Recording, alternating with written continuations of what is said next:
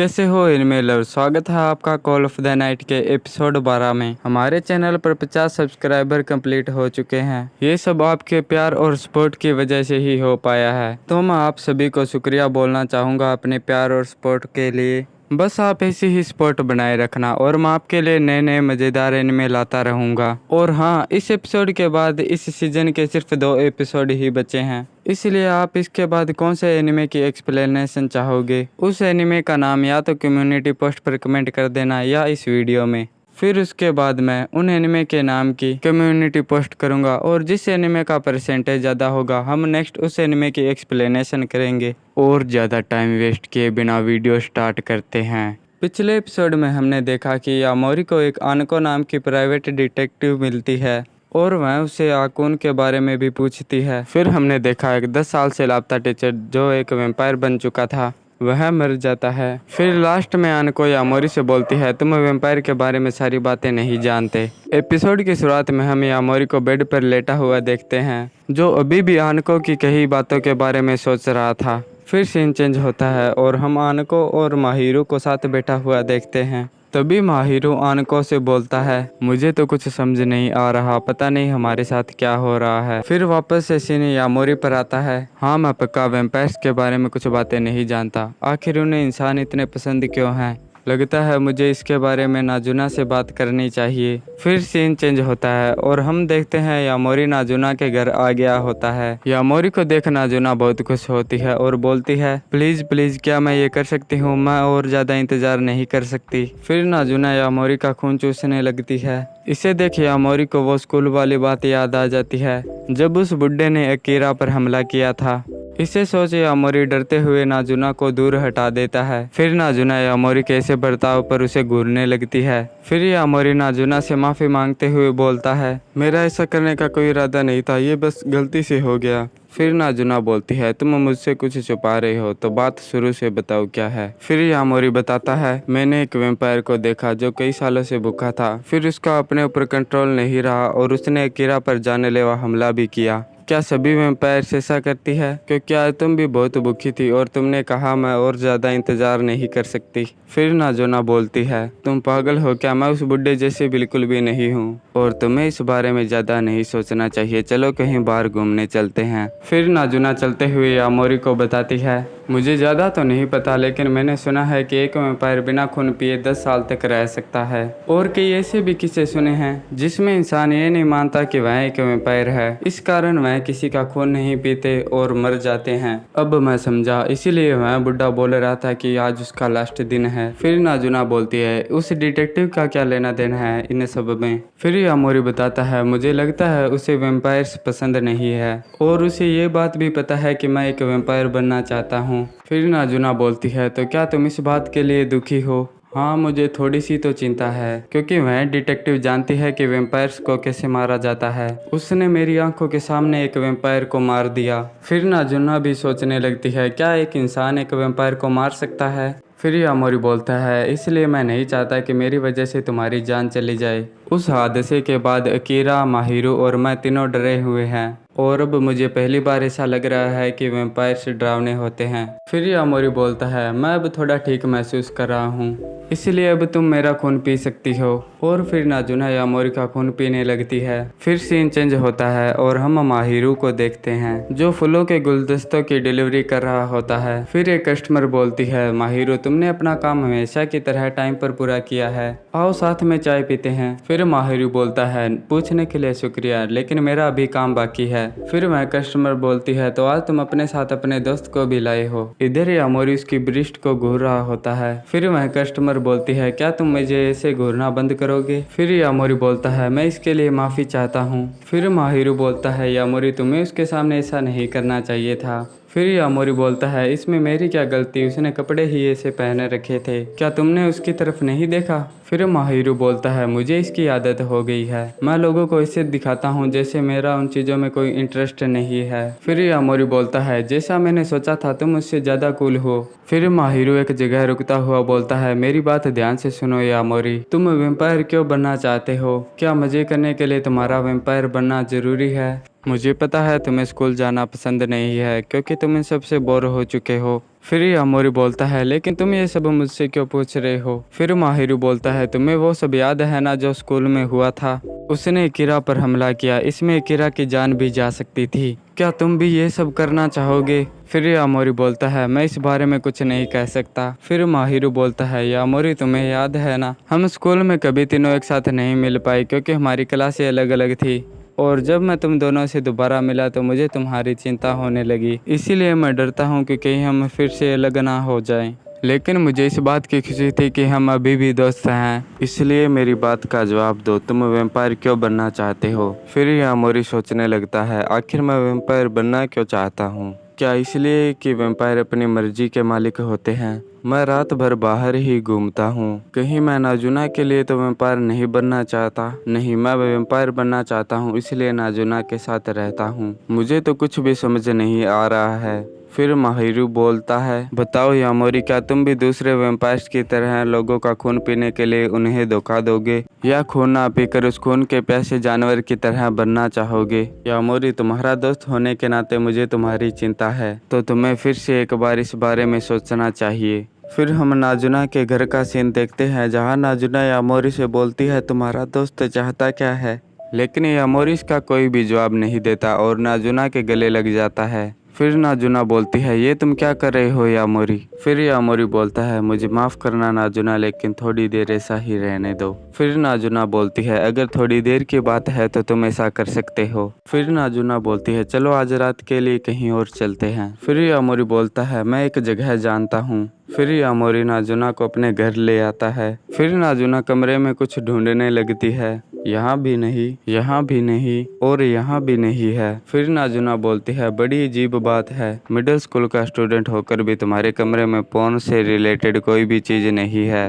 फिर यामोरी बोलता है ऐसा इसलिए क्योंकि मैं ऐसी चीज़ें नहीं रखता। फिर नाजुना बोलती है तुम्हारे मम्मी पापा कहाँ है। फिर यामोरी बोलता है मम्मी काम पर गई हुई है और पापा ने हमें तलाक के बाद छोड़ दिया। फिर नाजुना बोलती है रात का समय है और तुम्हारी मम्मी घर पर नहीं है। यो मैं समझ गई तुम यहाँ मुझे क्यों लाए हो। फिर यामोरी बोलता है लेकिन आज रात बाहर रुकने का प्लान तो तुम्हारा ही था। फिर यामोरी सोचने लगता है मैं पहली बार किसी लड़की को अपने कमरे में लाया हूँ और वह मेरे सामने बेड पर बैठी है। फिर नाजुना बेड के और दीवार के बीच देखते हुए बोलती है यहाँ जगह कितनी है। फिर यामोरी बोलता है ऐसा मत करो, क्योंकि यामोरी को इससे बेड फील हो रहा था। यामोरी फिर से सोचने लगता है और ये अब मेरे बेड पर लेट गई है। फिर नाजुना बोलती है यामोरी इसमें से तो तुम्हारी जैसी गंध आ रही है। फिर यामोरी मन ही मन सोचता है मुझे तो इसे देखकर घबराहट हो रही है। फिर नाजुना बोलती है तो तुमने अपने दोस्त से मिलने के बाद क्या फैसला लिया है। लेकिन यामोरी इसका कोई जवाब नहीं देता। फिर नाजुना बोलती है मुझे पर तुम कुछ तय नहीं कर पा रहे हैं और तुम अभी भी उन चीज़ों में उलझे हुए हो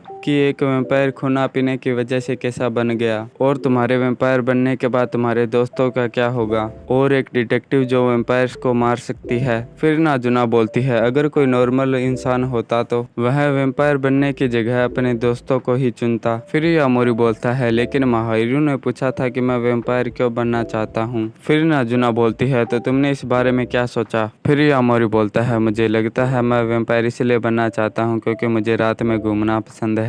रात में दुनिया दिन के मुकाबले में बिल्कुल ही अलग दिखाई देती है, पर हाल ही में मैंने नोटिस किया कि मैं ठीक से एंजॉय नहीं कर पा रहा हूँ। पहले मैं तुम्हारे साथ इसलिए अच्छा महसूस करता था क्योंकि तुम मेरी फीलिंग समझती थी। अगर मैं वैम्पायर बनूं तो ये अलग बात है, लेकिन अगर मैं अपने दोस्तों को ही चोट पहुंचाऊंगा तो। लेकिन मैं जब इसके बारे में सोचता हूं तो मुझे बहुत मज़ा आता है कि तुम मुझे वैम्पायर बनाने के लिए कितनी उत्सुक हो, चाहे मैं वैम्पायर बनूं या नहीं।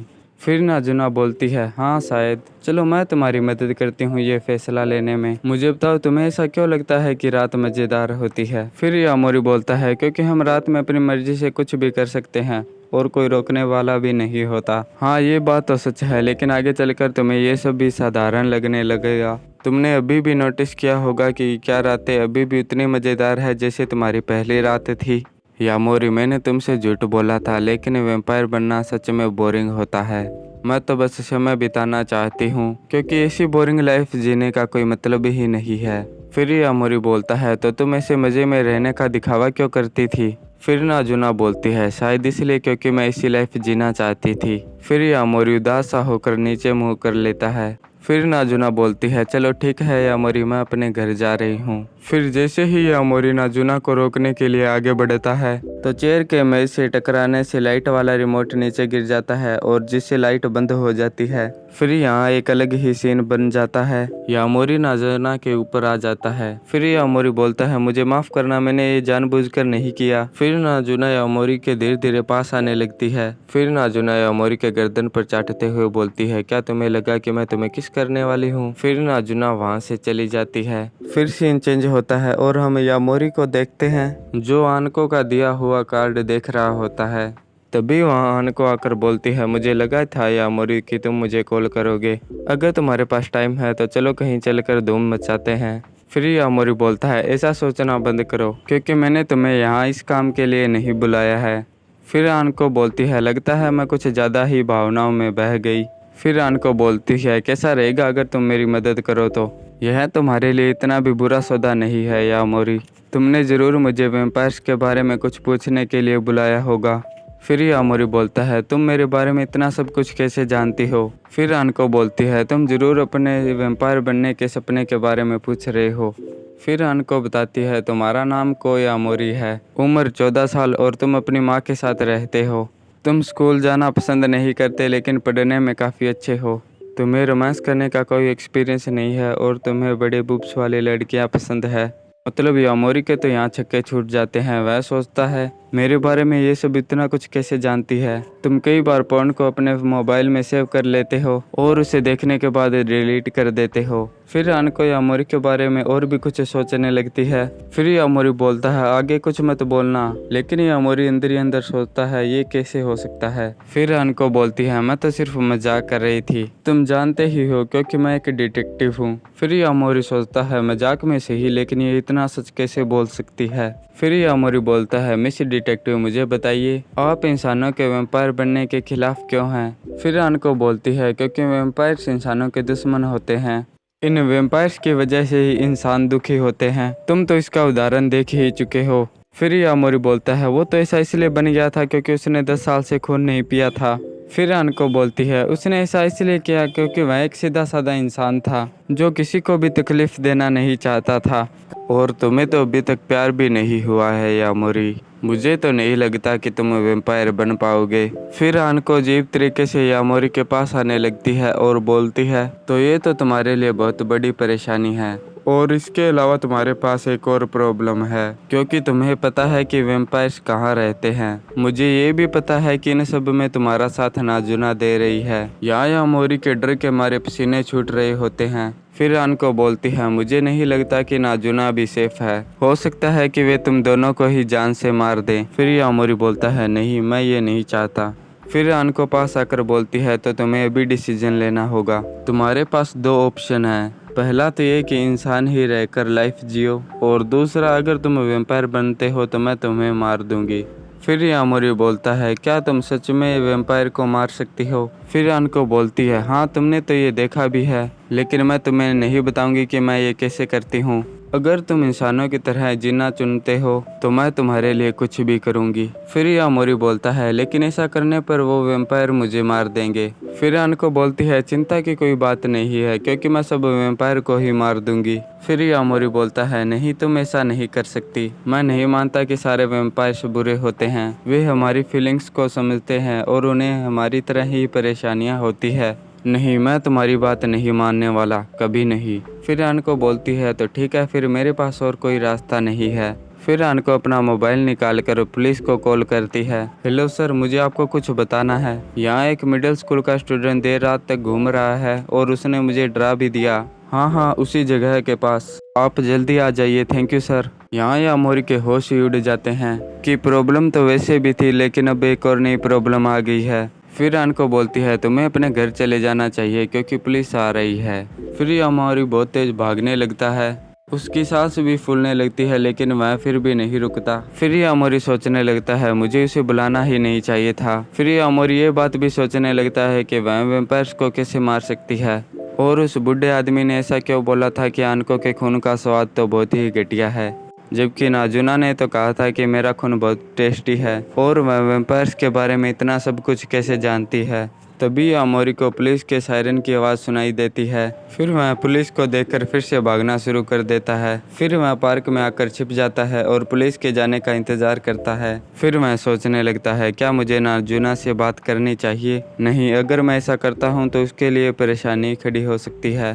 तभी किसी के पैरों की आवाज़ सुनकर यामोरी डर जाता है। तभी हम देखते हैं वह आत्सुका होती है और वह बोलती है, शायद तुम यामोरी हो, है ना? क्या तुम्हें मैं याद हूँ? और यहीं पर ये एपिसोड ख़त्म हो जाता है। और प्लीज़ यार वीडियो को लाइक करना मत भूलना, क्योंकि वीडियो बनाने में काफ़ी मेहनत लगती है। और यार कई भाइयों के कमेंट आते हैं कि वीडियो जल्दी जल्दी बनाया करो, लेकिन स्टडी के चलते ये सब कर पाना इम्पॉसिबल है। और चैनल पर नए हो तो चैनल को सब्सक्राइब करना भी मत भूलना। मिलते हैं नेक्स्ट एपिसोड में। Thank you for watching anime explain.